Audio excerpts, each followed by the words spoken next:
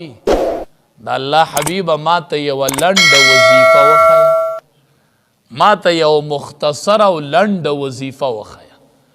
د نبی کریم صلی الله علیه وسلم خو اره خبره جوامع الکلم، خبره به لنډه و او دنده به پکې ډیر مضمون پروتو، ډیر عبرت په پکې پروتو. په معمولی خبره کې به ډیر سره بندول، دا ورله الله ورکړي جوامع الکلم.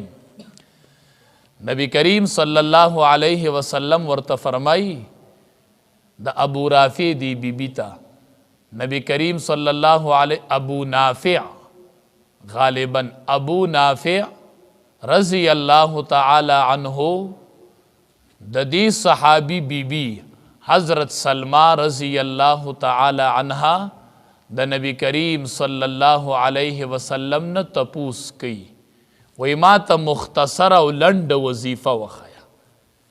نبی کریم صلی اللہ علیہ وسلم ورته فرمائی وی لس پیری اوایا چې اللہ اکبر، لس پیری اوایا اللہ اکبر، بیا لس پیری اوایا سبحان اللہ. نو چې تو اللہ اکبر نو اللہ وی دا ما دا پاره دی، دا خو زما لوی بیانی. بیا وی اللہ اکبر، اللہ وی دا ما دا پاره دی، دا خو زما لوی بیانی. نو چې لس پیری دا وی نو اللہ وی ما دا پاره دی دا. نو چې بیا وایا لس پیری سبحان اللہ، سبحان اللہ، رب العالمین وی دا ما دا پاره دی ځکه دا خو زما پاکی بیانی. نو بیا پس لس پیری وایا اللہم اغفر لی، اللہم اغفر لی، یا اللہ ما اوبخا. وی چې ته لس پیری وی چې اللہم اغفر لی، نو اللہ تبارک و تعالی دا اری پیری سره وی او ما تا ته بخنه وکړله، او ما تا ته بخنه وکړله، او ما تا ته بخنه وکړله. نو څومره لنډ عمل دی، لس پیری اللہ اکبر، لس پیری سبحان اللہ، نو دا دواړه د الله د پاره دی. بیا لس پیری وای اللہم اغفر لی، نو وی د هرې پیری سره الله وی چې ومی بخلی، ومی بخلی او ومی بخلی.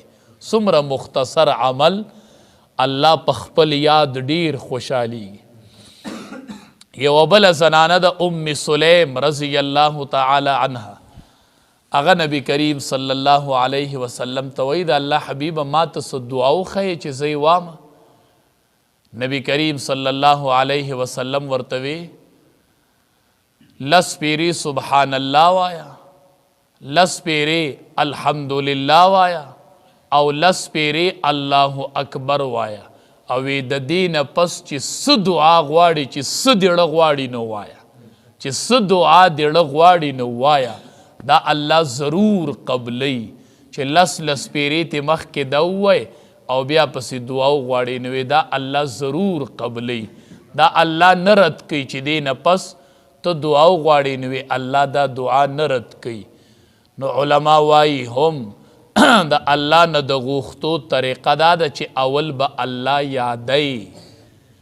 مونږ ته سوره فاتحه کې وی ایاک نعبد و ایاک نستعین.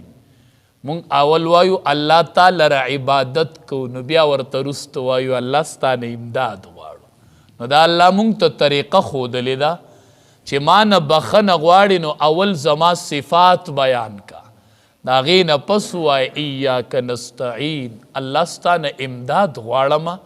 ناول اللہ عبادت تاله کوم او بیا یا الله چې عبادت ستا کومه نو الله ستانه امدادم غواړم. زه فقیر ما، زه محتاج ما، زه مظلوم ما، الله زما امداد وکا. ته بیا ګوره چې الله دی امداد کوي او که نه کوي. نو نسوا الله، دوی الله ییر کو، نو فنسیهم، نو الله تبارک و تعالی